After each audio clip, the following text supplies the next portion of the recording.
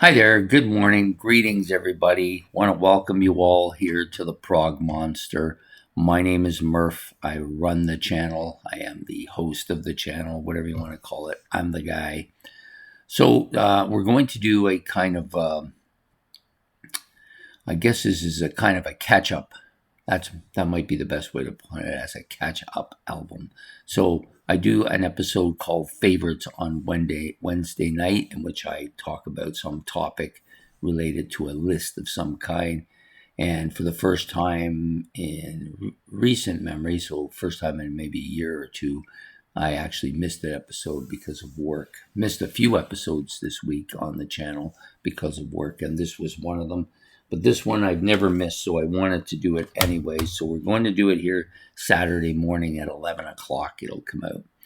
And I've chosen the topic, which are 5 albums that kind of don't really fit into a particular genre. If you want, hard to classify is the topic or the title of this episode, anyways.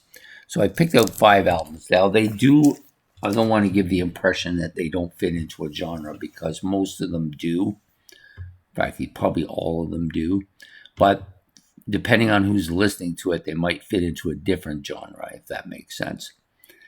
So I picked out 5 of them that I found, difficult, a little bit on the difficult side to put into a genre or to classify.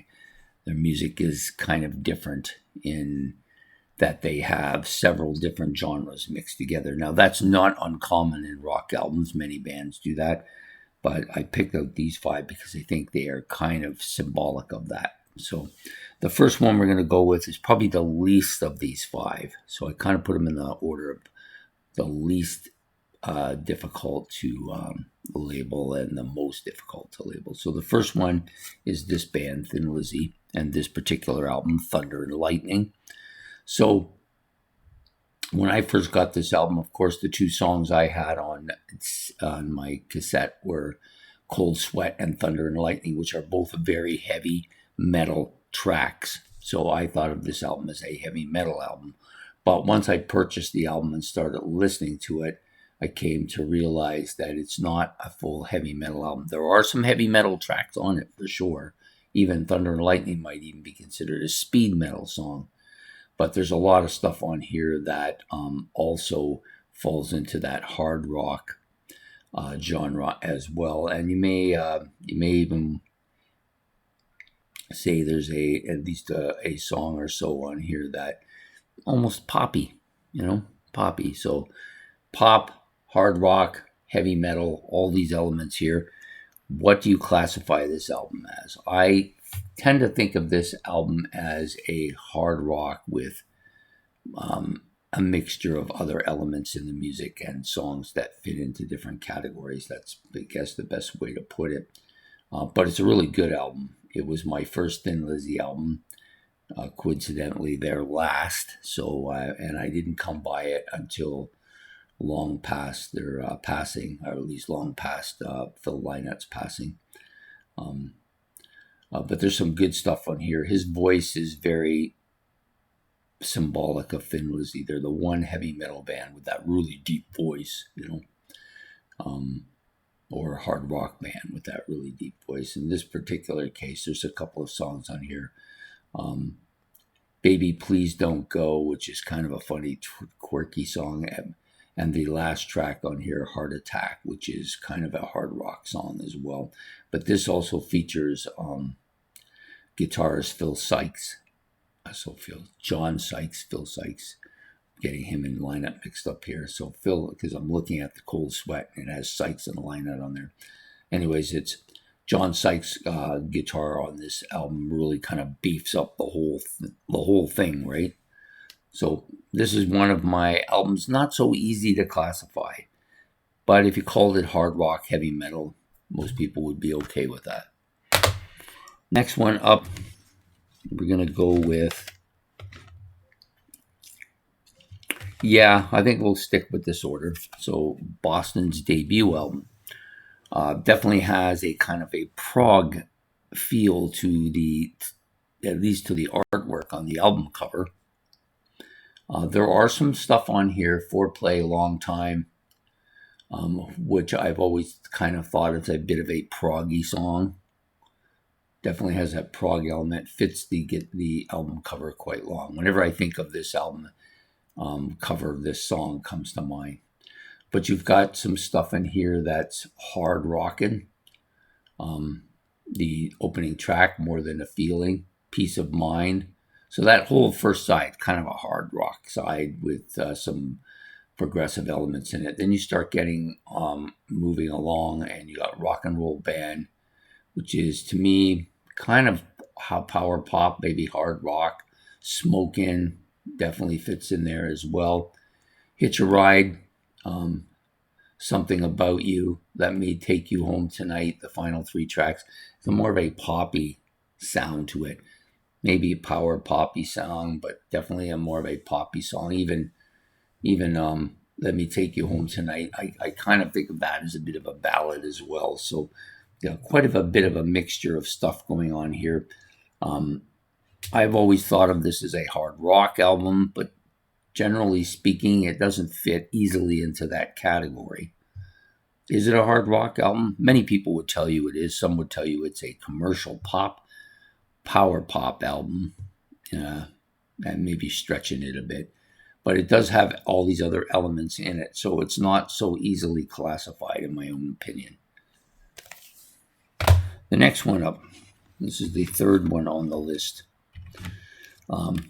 Peter Gabriel's III. Now, you have this Melt-Faced album here. You have songs like Games Without Frontiers. No Self-Control. And those 2 tracks for sure kind of give me a progressive feel to them. It's because they're kind of topical. There's a topic for each of them right here. And makes me feel like perhaps they could be considered progressive rock, which, because they're a couple of the bigger songs on the album, I used to originally just think of it as a progressive album, but I've come to change my mind about it too. So then you have some stuff that's what we would call world on here. There's a lot of that as well. Feel topical stuff. Biko, of course. I Don't Remember. And I Don't Remember brings the topic up that this has got a bit of a hard element to it. Intruder, I Don't Remember.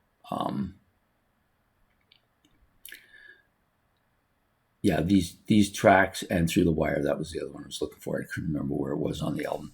Yeah, so all 3 of these songs give it a bit of a hard rock twist as well. And then you've got stuff like Family Snapshot.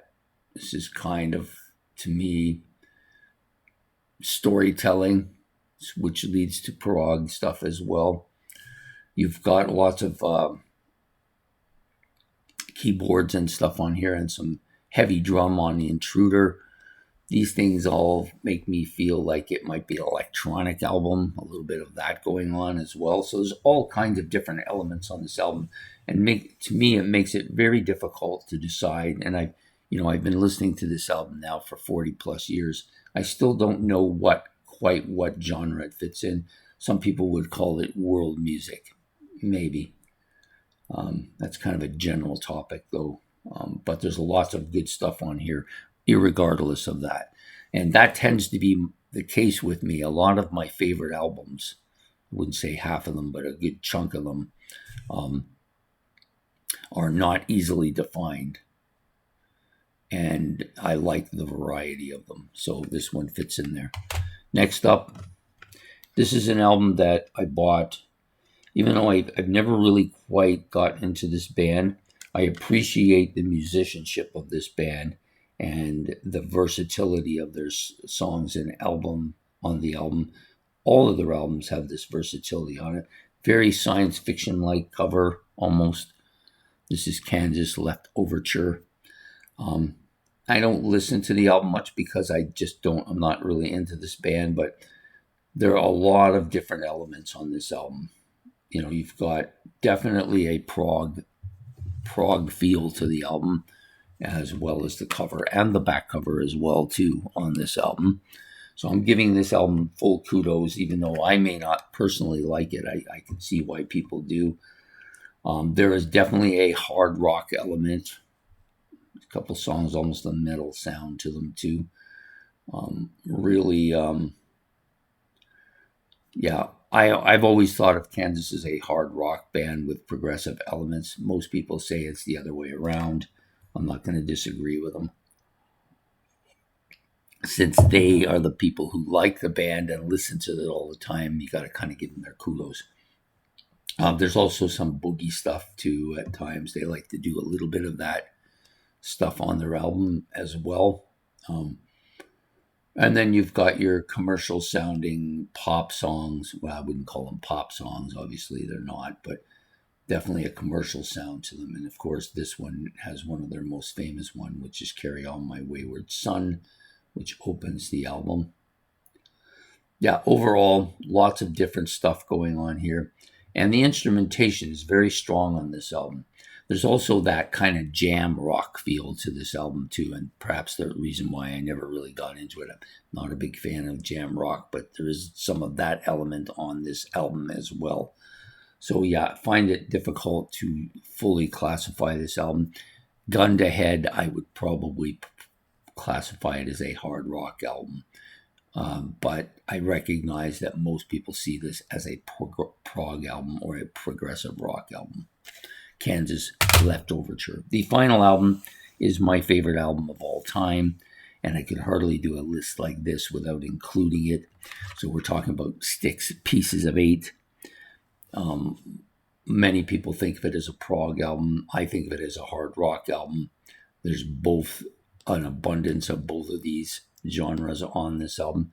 There's also bits and pieces of kind of poppy stuff, bits and pieces of almost how do you want to call it, ballad like stuff. Nothing here is really a ballad song, but there are bits and pieces mixed in with the song that lend itself to that.